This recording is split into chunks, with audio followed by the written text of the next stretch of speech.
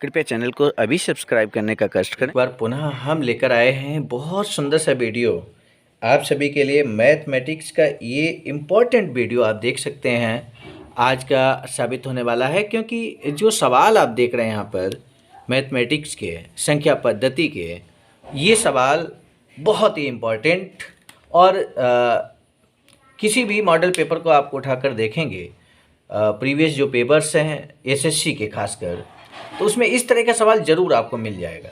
निश्चित रूप से एक सवाल आपको इस तरह का मिलता है और बहुत ही शॉर्ट ट्रिक के माध्यम से इस सवाल को हम सॉल्व कर सकते हैं। तो आज हम इन 3 सवालों की बात करेंगे। 3 सवाल आपके सामने लिखे हैं और इनका शॉर्ट ट्रिक हम आपको बताने जा रहे हैं। तो आइए देख लेते हैं। सबसे पहले क्वेश्चन नंबर 1 क्या है। तो आप देख सकते हैं यहाँ पर लिखा है 127 की पावर 127 प्लस 97 की पावर यहाँ पे 127 है। तो आप देखिए पावर सेम है, 127 यहाँ 97 है तथा 127 की पावर 97 है और इसी तरह से यहाँ पर प्लस 97 की पावर 97 है। तो इस तरह का जो सवाल है, तो इसका पूछा जाता है उभयनिष्ठ गुणनखंड क्या है, शार्प गुणनखंड क्या है, मतलब कॉमन फैक्टर क्या है, ये यहाँ पर पूछा जाता है इस तरह के सवाल में। तो इस सवाल में हम देखेंगे किस तरह से हम इस क्वेश्चन नंबर 1 को सॉल्व करेंगे। हमें एक बात हमेशा ध्यान रखनी है कि कहीं पर अगर इस तरह कंडीशन है x की पावर n प्लस y की पावर n, तो हमें ये देखना है कि यहाँ पर n जो पावर n है, ठीक है, n जो पावर है वो यहाँ पर विषम है या सम है। तो हमें यहाँ पर देखना है n अगर विषम है, ठीक है, पावर हमें देखना है, यहाँ 127 है, हम देख रहे हैं विषम है। तो ऐसे में ये जो x की पावर n है प्लस y की पावर n है, ये हमेशा आप ध्यान रखिए x प्लस y से डिवाइड होगा, y से भाज्य होगा, ऐसे कह सकते हैं। या हम कह सकते हैं कि x प्लस y एक फैक्टर होगा, एक गुणनखंड होगा, हम ये भी कह सकते हैं एक गुणनखंड होगा इसका। इसी तरह का अभी हम थोड़ा सा याद दिला देते हैं। जैसे मान लीजिए हम सभी लोग इस सूत्र को जानते हैं x cube plus y cube. तो इसका सूत्र क्या होता है आप जानते हैं, ए एक्स प्लस वाई और अगले ब्रैकेट में a x square plus y square minus का एक्स वाई होता है। ये बात हम लोग जानते हैं ना। तो अब इसमें आप देख सकते हैं ये जो एक्स प्लस वाई आया है, ये इस वैल्यू का एक कॉमन फैक्टर है, एक फैक्टर है, एक गुणनखंड है x cube plus y cube. Cube क्या है, यानी कि विषम है, पावर क्या है यहाँ पर विषम है। यही बात हम बताना चाह रहे थे। तो इस सूत्र को बार बार आपने पढ़ा है तो यहाँ से आपने समझ लिया है। चलिए अब हम इस बात को समझ गए हैं कि एक्स की पावर एन प्लस वाई की पावर एन है, तो फिर एक्स प्लस वाई उसका एक गुणनखंड होता है। तो इसी तरह का तो सवाल है हमारे पास। यहाँ पर सवाल क्या है, 127 की घात 127 प्लस 97 की घात 127। तो यहाँ पर आप देखिए 127 की पावर 127 और प्लस दूसरा है 97 की पावर 127। तो ये यहाँ पर एक वैल्यू है। तो ये आप इसी सूत्र के आधार पे आप देख लीजिए, पावर यहाँ विषम है और ऐसे में 127 आपने क्या कहा था, x की पावर n है प्लस y की पावर n है, तो इसका एक common factor x plus y होगा।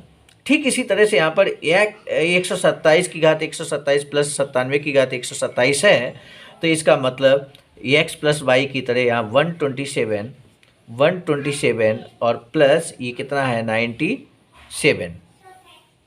तो ये हमें देखना है, ये इसका कॉमन एक फैक्टर होगा। तो 127 और 97 को अगर हम जोड़ते हैं तो ये होता है 224।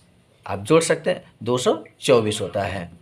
तो इसको हमने यहाँ पे जोड़ा है, तो 224 यानी कि इस वैल्यू का कॉमन फैक्टर है। ठीक इसी तरह से दूसरा फैक्टर यहाँ पे उठा लेते हैं।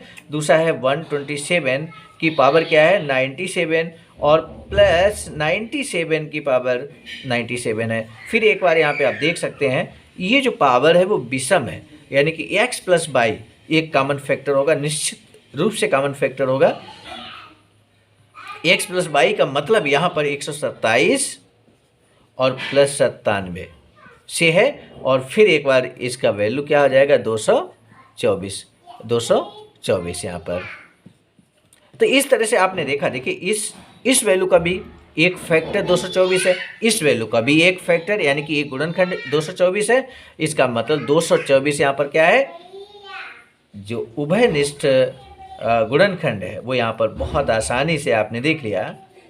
एक सिंपल सी बात को समझकर कि इसका जो कॉमन फैक्टर है एक गुणनखंड है उभयनिष्ठ, वो कितना है, 224 है।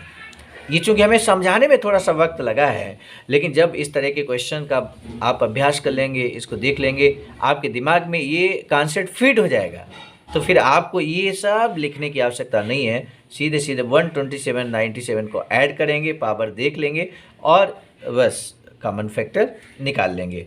यानी कि इस सवाल को जब आप कंपटीशन में करेंगे तो आपको 1 मिनट का समय भी यहाँ पे नहीं लगेगा। अब हम अगला क्वेश्चन देखेंगे।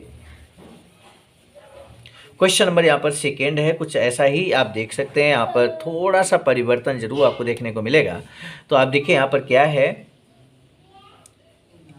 ये है 527। अब देखिए क्वेश्चन नंबर सेकेंड, 527 की घात कितना है, 379 है, और प्लस 473 की पावर 379 है। फिर एक बार वही बात निकल कर आई है, पावर यहाँ पर विषम है।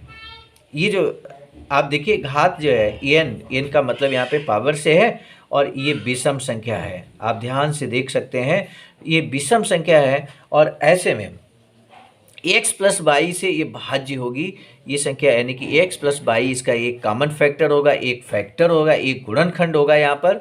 और ऐसे में हम यहाँ पर x प्लस वाई का मान निकाल लेते हैं, तो 527 प्लस 473, तो हम लोग जानते हैं 500 और 400 होता है 900 और 27 और 73 होता है 100, यानी कि 900 और 100 मिलकर हो जाएगा 1000।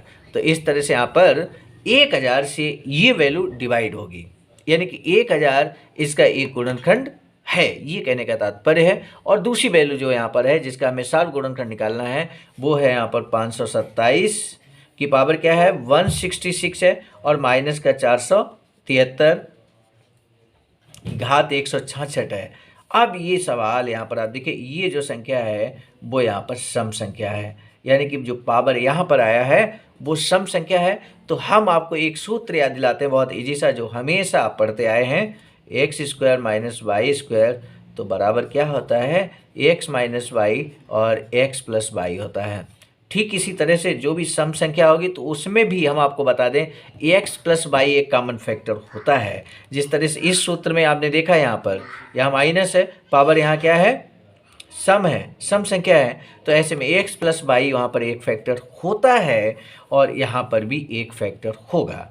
यानी कि एक्स प्लस वाई यहाँ पर एक्स का मतलब यहाँ 527 से है, फिर एक बार हम वही करेंगे 527 और प्लस 473, यानी कि ये सेम वैल्यू है, आप ऐड करेंगे तो 1000 इसका भी आएगा।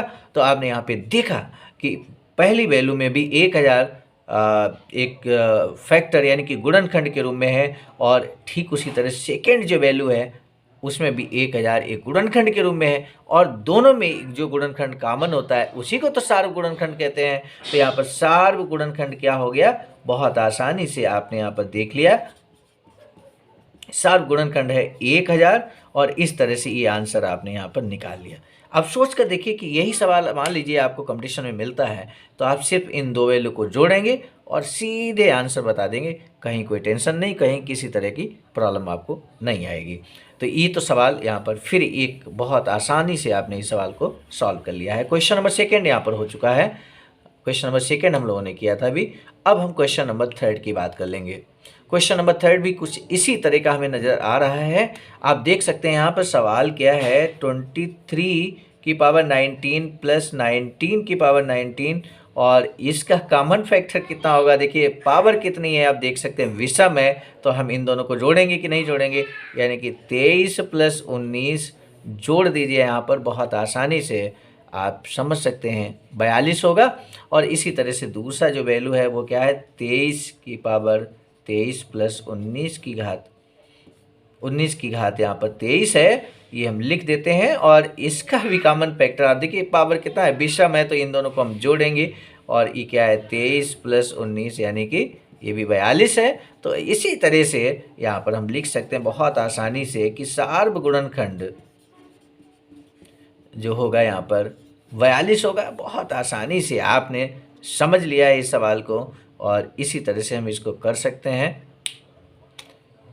इस तरह के सवालों में अब आपको कोई दिक्कत नहीं होगी, ऐसा हम महसूस करते हैं। इन 3 सवालों को करने के बाद मुझे नहीं लगता कि इस तरह के सवालों में आपको कोई प्रॉब्लम होगी। ये 3 सवाल यदि इस तरह के सवाल हम सॉल्व करें, इस ट्रिक से सॉल्व करें, तो मुझे लगता है 1 मिनट के अंदर ये तीनों सवाल हो जाएंगे, बहुत जल्दी सवाल हो जाएंगे। तो ऐसे सवाल ज़रूर मिलते हैं, आप प्रीवियस पेपर्स को उठाकर देखेंगे तो निश्चित रूप से ये आज का क्लास आपको बहुत महत्वपूर्ण लगा होगा, बहुत सार्थक रहेगा आपके लिए, ऐसी हम उम्मीद करते हैं। नए सवालों के साथ, स्पेशल सवालों के साथ पुनः मिलेंगे। तब तक के लिए थैंक यू।